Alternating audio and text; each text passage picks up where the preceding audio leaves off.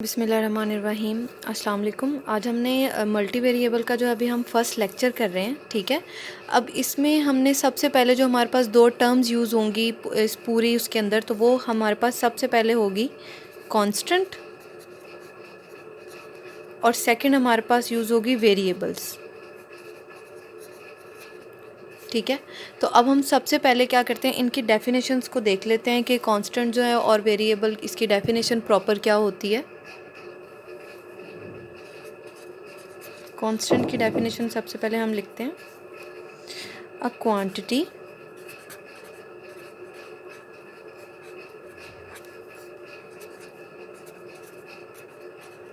whose value does not change with the passage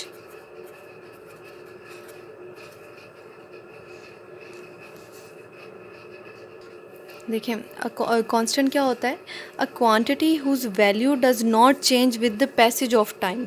जैसे मतलब time के साथ साथ अगर उसकी वैल्यू चेंज नहीं होती, वो कांस्टेंट ही रहता है, मतलब वो वहीं पर रहता है, तो हम उसको कांस्टेंट बोल देते हैं, ठीक है। जैसे कांस्टेंट फंक्शन होते हैं, इसके अलावा 1 2 3 4 ये भी हमारे पास क्या हो जाते हैं, कांस्टेंट होते हैं। कुछ टाइम चेंज हो जाए, कुछ भी हो जाए, वो 4 3 2 उनकी हमारे पास वही वैल्यू रहती है, ठीक है। अच्छा, इसके अलावा जो हमारे पास सेकेंड टर्म यूज़ होती है वो है वेरिएबल्स। अब देखते हैं ये वेरिएबल्स क्या होते हैं हमारे पास। इसके पहले डेफिनेशन लिखते हैं, a quantity whose value change with the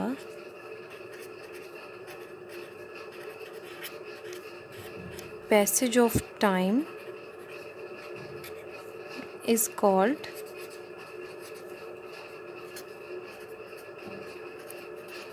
variables, ठीक है। ऐसी क्वांटिटी जिसकी वैल्यू जो है वो टाइम के साथ साथ चेंज होती जाती है, उसको हम क्या बोल देते हैं, उसको हम बोल देते हैं कि ये वेरिएबल्स हैं। जिसमें चेंज हो जाए टाइम के साथ साथ, वो कम हो जाए या ज़्यादा हो जाए, तो उसको हम क्या बोल देते हैं, उसको हम वेरिएबल बोलते हैं, ठीक है। अच्छा, अभी तो देखें, जैसे कि टाइम के साथ साथ जो चेंज होती है, इसकी एक एग्जांपल है, जैसे हमारी एज, ठीक है। ये जैसे जैसे टाइम चेंज होता है, हमारी जो एज है वो भी बढ़ती जाती है, ये चेंज होती जाती है, ठीक है। इसके अलावा देखें, और स्किन कलर, जैसे जैसे टाइम चेंज होता है, जैसे जब बच्चा बहुत छोटा होता है तो वो बहुत ज़्यादा वाइट हो जाता है, फिर उसके बाद आहिस्ता आहिस्ता वो उसका स्किन टोन चेंज होती रहती है, ठीक है। और कभी देखें गर्मी हो तो हमारा कलर और ज़्यादा डार्क हो जाता है, कभी सर्दी आ जाए तो फिर साफ़ हो जाता है। जैसे टाइम चेंज होता है, स्किन कलर भी चेंज होता रहता है, ठीक है। ये कांस्टेंट नहीं रहता, कभी बहुत ज़्यादा फेयर हो जाता है, कभी बहुत ज़्यादा जो डिम हो जाता है कलर। अच्छा, अब हमने ये देखना है कि हम इनको डिनोट कैसे करते हैं, ठीक है। मैथमेटिक्स के अंदर, in mathematics the variables are denoted by small letters. हम क्या करते हैं, स्मॉल लेटर से वेरिएबल्स को हम डिनोट करते हैं। जैसे अक्सर हम एक्स वाई जी इनको यूज़ कर लेते हैं वेरिएबल्स की जगह पर। इसके अलावा हम टी यू वी डब्ल्यू इनको भी हम क्या करते हैं, एज वेरिएबल हम इनको यूज़ कर लेते हैं, ठीक है। अच्छा, अब हमने क्या करना है, क्लासिफिकेशन देखनी है वेरिएबल्स की। क्लासिफिकेशन ऑफ वेरिएबल्स मतलब कि वेरिएबल्स कितने टाइप के होते हैं। There are two classes of variables, ठीक है। वेरिएबल कौन सी क्वांटिटी होती है जो टाइम के साथ साथ चेंज होती जाती है। अब वेरिएबल्स भी आगे हमारे पास टू टाइप्स के होते हैं। कौन कौन सी टाइप के होते हैं, सबसे पहले होते हैं हमारे पास डिपेंडेंट वेरिएबल्स, ठीक है। इसके अलावा हमारे पास कौन से होते हैं, independent variables.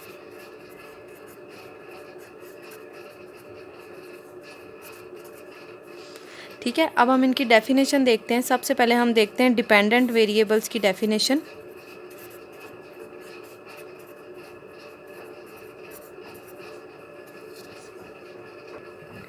A variable whose values depends upon other variable is called dependent variable। ऐसे वेरिएबल जिनकी वैल्यूज़ अगर जैसे चेंज हो तो वो किसी और की वजह से हो, किसी और वेरिएबल की वजह से हो, तो हम उसको क्या कहते हैं, डिपेंडेंट वेरिएबल। अच्छा, अब जैसे हम लिखते हैं कि हमारे पास y कोई x का फंक्शन है, जैसे y इज़ इक्वल टू हम लिख देते हैं sign x।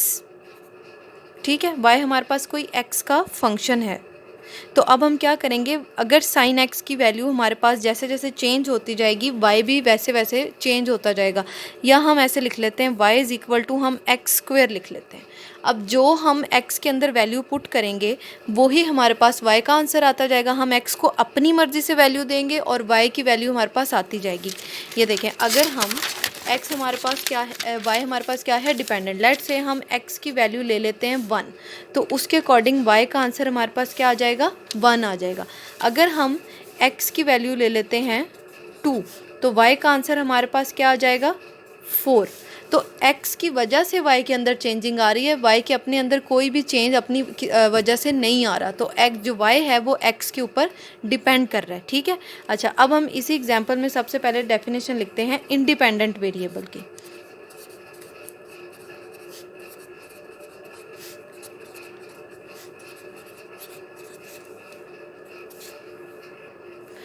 A variable on which N other variable depend is called independent variable. ठीक है, एक ऐसा वेरिएबल जिसके ऊपर किसी और वेरिएबल की जो वैल्यू हो वो डिपेंड कर रही हो, उसको हम क्या कहते हैं, इंडिपेंडेंट। देखें, अब हम इसकी एक एग्जांपल देते हैं, जैसे y इज़ इक्वल टू हम एक्स स्क्वायर प्लस 2 कोई फंक्शन ले लेते हैं। ठीक है, अच्छा, अब हम क्या करते हैं, x की वैल्यू लेते हैं 1, हम अपनी मर्ज़ी से ले रहे हैं। इसको पुट करने से हमारे पास y का आंसर आ रहा है 3। तो अब देखें, x के ऊपर y डिपेंड कर रहा है, x की वैल्यू हमने अपनी मर्ज़ी से ली जिसकी वजह से हमारे पास y का आंसर आ गया। अब y इस पर डिपेंड कर रहा है और x हमारे पास क्या है, इंडिपेंडेंट। हम x को अपनी मर्ज़ी से कोई भी वैल्यू दे दें तो इसके ऊपर इस x की वैल्यू पर y डिपेंड कर रहा है, तो हमारे पास y की वैल्यू यहाँ पर क्या आ जाएगी, 6। ठीक है, देखें, अब ये जो हमारे पास फंक्शन है y is equal to x square plus 2, इसमें y हमारे पास क्या हो जाएगा, ये डिपेंडेंट, और x हमारे पास क्या हो जाएगा, इंडिपेंडेंट। ठीक है, y is equal to y अगर कोई x का फंक्शन है तो x हमारे पास इंडिपेंडेंट वेरिएबल होता है और y हमारे पास क्या हो जाता है, डिपेंडेंट वेरिएबल। ठीक है, अच्छा, अब अगर हम इसकी एक और एग्जांपल देखें, अगर कोई इंसान है या कोई भी है, उसकी हमारे पास उसकी इनकम क्या है, हमारे पास अगर वो कमाता है 40,000 पर मंथ। ठीक है, एक बंदा कितने पैसे कमाता है, वो 40,000 महीने का कमाता है और वो डिफरेंट जॉब्स करता है जहाँ से उसको पैसे मिलते हैं। ठीक है, अच्छा, सबसे पहले तो उसने अपना जो कोई घर है वो रेंट पर दिया हुआ है। ठीक है, वहाँ से उसकी इनकम कितनी है, होम इनकम हम उसकी देखें अगर, तो वो वहाँ से ले रहा है 10,000। ठीक है, इसके अलावा वो किसी कॉलेज में पढ़ाता है, कॉलेज से उसको कितने मिलते हैं, 20,000। इसके अलावा उसने अपनी एक एकेडमी भी ओपन की हुई है, तो वहाँ से उसको कितने मिलते हैं, 10,000। ठीक है, अच्छा, अब ये तीनों मिला के उसकी जो बंदे की इनकम हो रही है वो कितनी है, 40,000। तो अब आप ये देखें कि इसमें इनकम में यहाँ पर ये जो पूरा सिनेरियो हमने बनाया है इस पर डिपेंडेंट और इंडिपेंडेंट क्या है, देखें, यहाँ पर हमारी जो इनकम है वो डिपेंड कर रही है जितना उसका जो घर उसने किराए पर दिया हुआ है या रेंट पर दिया हुआ है वहाँ से उसको कितने पैसे मिलते हैं, उसको कॉलेज से कितनी पे मिलती है, वो एकेडमी से कितने पैसे कमाता है। देखें, अगर मे भी उसकी एकेडमी में ज़्यादा बच्चे आ जाएं और वो यहाँ पर प्लस 2,000 ज़्यादा लेने लग जाए तो उसकी इनकम भी 2,000 इंक्रीज़ हो जाएगी। ठीक है, अगर ऐसा हो जाए कि उसके घर का किराया उसको कम करना पड़ जाए, यहाँ से वो 3,000 उसके घर का किराया कम हो जाए, फिर उसकी इनकम में से -3,000 हो जाएगा। ठीक है, इस तरह से अब जो इनकम है वो डिपेंड कर रही है कहाँ पर, ये जो उसने घर रेंट पर दिया हुआ है, वो जो कॉलेज पर और एकेडमी पर। ठीक है, अगर हम होम जो हमने रेंट पर दिया उसको H से शो करें, ठीक है, कॉलेज को हम C से और एकेडमी को हम A से और इनकम को हम शो कर देते हैं I से। तो ठीक है, I क्या है हमारे पास, डिपेंडेंट है, ठीक है। आई किस पर डिपेंड कर रहा है हमारे पास, ये जो हम कमा रहे हैं इन जगहों से, ठीक है। अब ये इनकम डिपेंडेंट है और ये जो हमारे पास बाकी के सारे वेरिएबल्स हैं ये क्या हैं, इंडिपेंडेंट। अब आप ये देखें इसको वेरिएबल्स क्यों कहा, क्योंकि देखें ये यहाँ पर ज़्यादा भी हो सकता है टाइम के साथ साथ इसका, अगर इसकी मर्ज़ी इसका किराया ये बहुत अच्छा घर बना ले तो और ज़्यादा हो जाएगा, मे बी कि इसके घर का कोई एक पार्ट डैमेज हो जाए या कुछ इस तरह से हो जाए तो इसका किराया कम हो जाए, ठीक है। इसके अलावा देखें कॉलेज में अगर वो पर सब्जेक्ट पढ़ा रहा हो, पर सब्जेक्ट वो टीचिंग कर रहा हो, 4 सब्जेक्ट के उसको 20,000 मिल रहे हों, लेकिन अगर नेक्स्ट सेमेस्टर में या किसी नेक्स्ट ईयर उसको सिर्फ 3 सब्जेक्ट ऑफर हों तो उसकी जो इनकम होगी वो कितनी रह जाएगी, 15,000। लेकिन अगर उसको नेक्स्ट ईयर 4 की जगह 5 सब्जेक्ट ऑफर हो रहे हो तो फिर उसकी इनकम कितनी हो जाएगी, 25,000। सेम अगर एकेडमी में उसके बच्चे ज़्यादा हो जाएं, उसकी एकेडमी बहुत ज़्यादा पॉपुलर हो जाए तो ज़्यादा इनकम हो जाएगी, और अगर कम हो जाए तो वो कम पैसे कमाएगा वहाँ से। तो इसलिए ये सारे के सारे हमारे पास क्या हैं, वेरिएबल्स, जो टाइम के साथ साथ या तो वो इंक्रीज़ हो रहे हैं या कम हो रहे हैं, मतलब वो चेंज हो रहे हैं, कांस्टेंट इसमें से हमारे पास कुछ भी नहीं है, ठीक है। अच्छा, अब एक तो इसकी ये एग्जांपल है, एक हमने इसकी पहले एग्जांपल कर ली है जो हमने की है y is equal to x square plus 2 वाली, ठीक है। अच्छा, अब इसके बाद हमने देखना है, अब हम करते हैं डेफिनेशन हमारे पास। अब हमने कर लिया है वेरिएबल्स क्या होते हैं, कांस्टेंट्स क्या होते हैं, इंडिपेंडेंट डिपेंडेंट वेरिएबल क्या होते हैं। अब हम देखते हैं कि ये फंक्शंस क्या होते हैं, ठीक है। एक तो फंक्शन ये होते हैं कि हम उसको इनपुट देते हैं तो वो हमें कलेक्टिव करके एक आउटपुट दे देता है, उसको हम कहते हैं। लेकिन यहाँ पर हम बात करें डिपेंडेंट और इंडिपेंडेंट वेरिएबल की, ठीक है। तो यहाँ पर हम जो फंक्शन की डेफिनेशन करेंगे वो हम लिखेंगे a relation between dependent and independent variable is called function, ठीक है।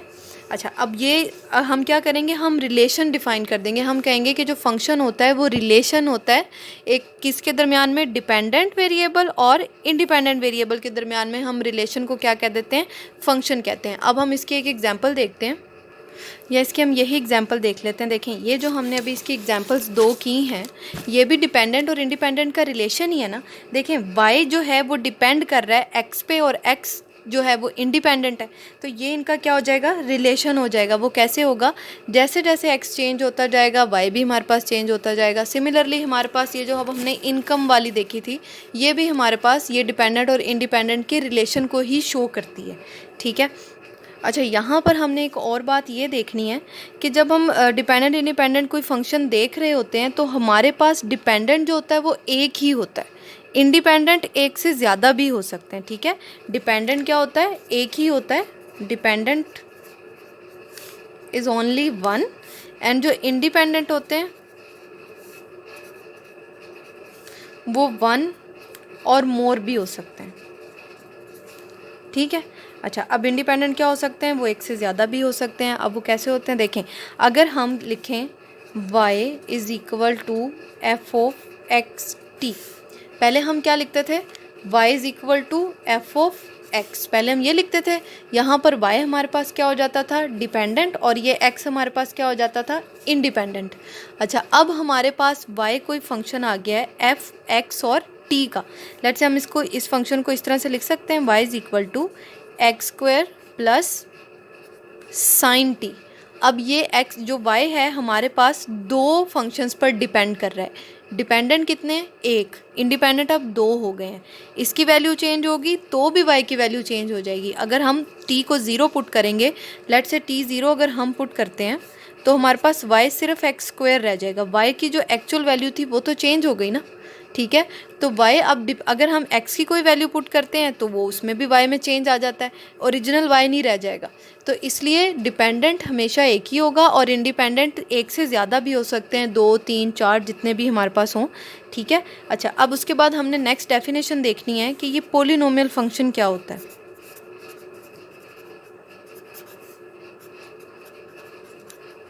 फंक्शन की टाइप्स जो हैं वो तो आपने पहले कर ली होंगी कैलकुलस में, तो अब हम इसको थोड़ा सा रिकॉल कर लेते हैं। पहले पोलिनोमियल फंक्शन क्या होता है। अ फंक्शन इन विच, देखिए, function in which dependent variable depends upon a single variable, ठीक है। जो डिपेंडेंट वेरिएबल होता है वो सिर्फ सिंगल उसके पास इंडिपेंडेंट वेरिएबल हो उस इक्वेशन के अंदर, तो उसको हम क्या कह देते हैं, पोलिनोमियल फंक्शन। जैसे अगर हम ये y is equal to x square सिर्फ एक फंक्शन देखें तो ये सिर्फ सिंगल पे डिपेंड कर रहा है। अच्छा, अगर हम इधर लिखें y is equal to x square plus x plus one, अब देखें इसमें इंडिपेंडेंट कितने हैं हमारे पास, एक ही है x, चाहे वो 2 दफ़ा आ गया है, और डिपेंडेंट कितना है, वो भी एक ही है। डिपेंडेंट तो होता ही एक है। अब y जो है वो एक ही उसके पास इंडिपेंडेंट वेरिएबल है, y जो डिपेंड कर रहा है वो सिंगल फंक्शन पे डिपेंड, सिंगल इंडिपेंडेंट वेरिएबल पर डिपेंड कर रहा है, तो इसलिए हम इसको क्या कह देते हैं, हम इसको पोलिनोमियल फंक्शन भी बोल देते हैं।